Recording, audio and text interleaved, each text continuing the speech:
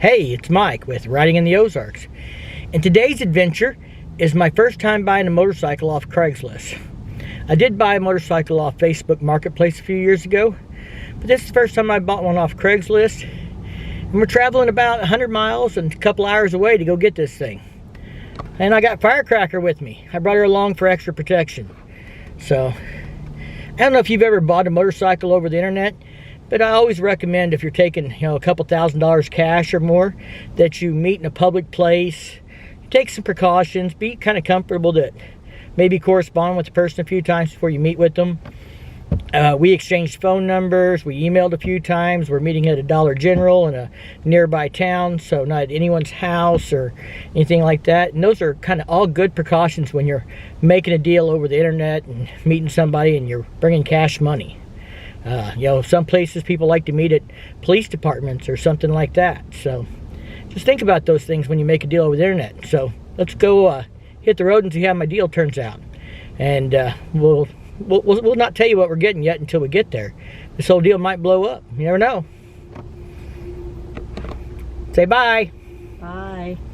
You gotta use that soft, sexy voice. I don't have a soft, sexy voice. Bye. I'm Firecracker on two wheels. Bye, I'm Firecracker on two wheels. You're supposed to lip sync with me. No. Later. Let's get on the road.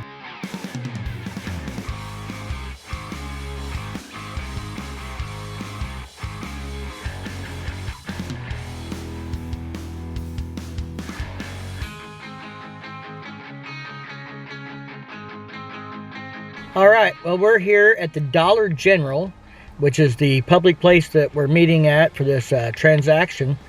Looks like we got here before the motorcycle did, but I texted them when we were about 20 minutes out, which is about what they said to give them for lead time. So I expect him to be here anytime. He's going to ride the motorcycle up, and someone is going to come up, follow him to take him back home, and we'll check this out, see how it works out. Hopefully everything's a go. I'm hoping the bike looks exactly like it did in the pictures. I was a little concerned that the grass was awful green in the pictures, which means it could have been a picture from last year, but that doesn't mean the bike doesn't look the same still. It's just one of those things that if you're making a purchase online, you kind of maybe are a little skeptical or conscientious. You don't want to get burned, but I think everything will be just fine with this transaction. A little longer than a few minutes later. All right, well, you might get a glimpse of it back there through the back glass, but we've got her loaded up in the truck.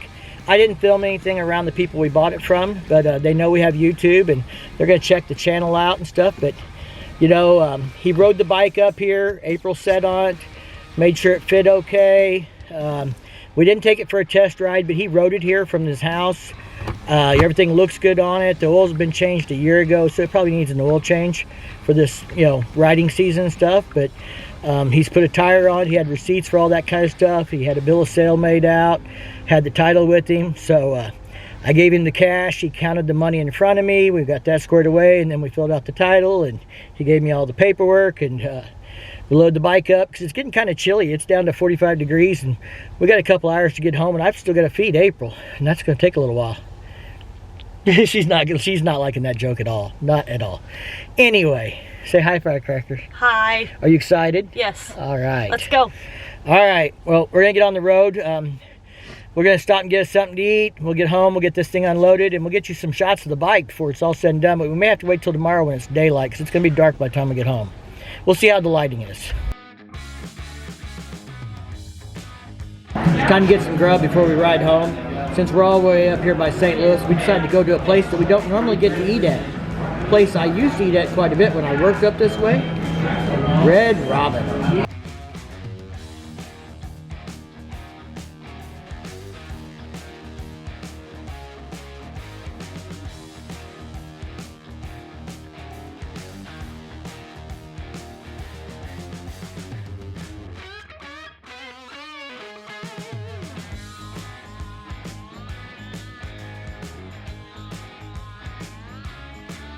The next day. All right, well, it's the next day. It was dark by the time we got home, and it was after 10 o'clock, and we both had to work. So we decided just leave this baby in the truck until we got off work today. It's Friday. So we're going to get this thing down and give you a closer look at what we got and what needs to be done to it. All right, she's back there getting familiar with the controls. 1 down, 4 up. That's the way it is in life. So anyway, this is the DR200. Now, like I said, this is my first buy off Craigslist, and it was getting cold, and I probably didn't inspect the bike as close as I could have or should have. But, you know, the guy rode the bike in, looked like everything worked. I checked the clutch and the brakes and stuff in the parking lot. I missed the fact that we have a turn signal that's out. He may not even realized it. I don't know if he even bothers to turn the turn signals on. Some people don't, especially riding dirt bikes. I'll show you here. So we're in neutral. And so what happens is, right front turn signal stays on solid. And we have no turn signal in the back. Generally that means there's a bad bulb or a short in here somewhere. But it's not a problem with the flasher or the relay, because if we do the left turn signal, it works. The bike has 1,707 miles on it. He picked this bike up in Wisconsin from a guy that had bought it for his wife to ride, and then she didn't really ride much. He bought it for his wife to ride, and she didn't like riding it. She likes to be a passenger with him. She didn't like riding her own. I don't think I'll have to worry about that with April. She doesn't want to ride behind me on a dirt bike. Maybe on the touring bike, but not on the dirt bike. So I think she'll put some miles on this thing. But it needs a little maintenance besides the turn signal. He said he put a new battery in it this spring, but he got the wrong size. So I'm going to show you guys this. That's the battery sticking out there on its side, and it's zip tied. If you don't realize, these batteries are not intended to be ran on their side. They really are supposed to be post up in all situations. That might be a temporary thing that's okay to do if you have to, but we're going to change that out. I've already picked up a battery today from the local power sports dealer, the right one for it that fits in it. So we're going to get the right battery in it.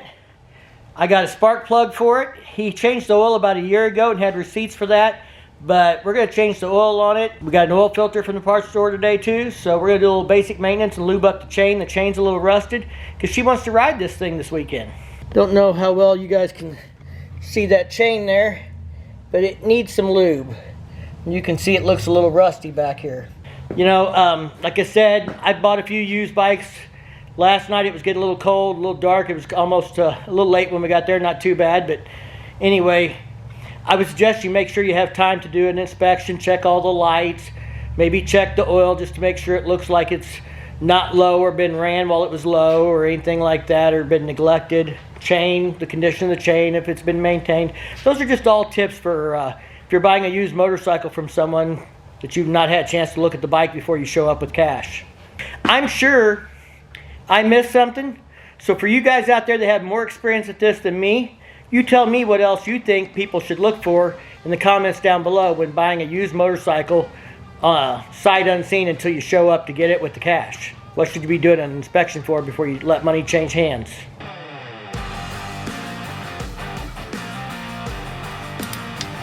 It even says oil filter on the little metal cap, doesn't it? It says 850 milliliters over here where you fill the oil. So you know exactly how much to put in it.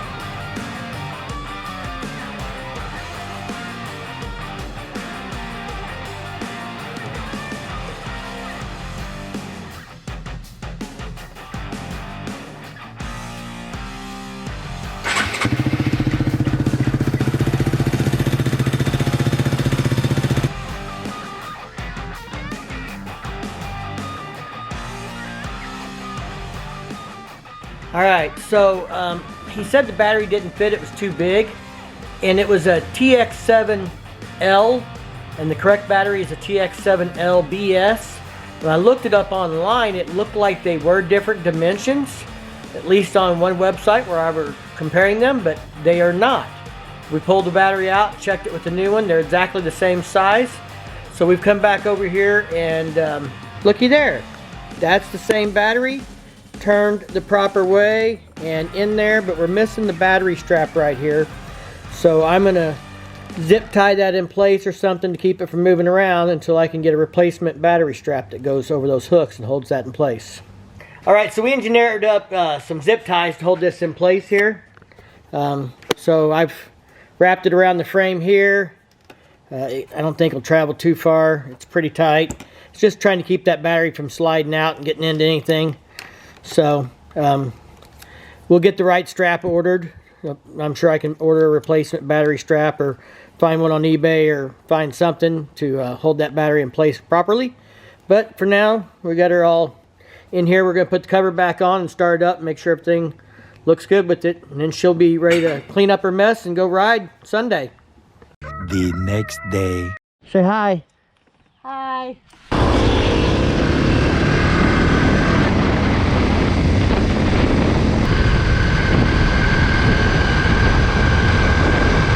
If you like this video, give it a big thumbs up. If you do that YouTube thing, check out the content on my channel. And if you dig it, don't forget to subscribe down below. Ring that bell to be notified the next time I drop a new video. And as always, thank you for support. Stay safe and keep on riding.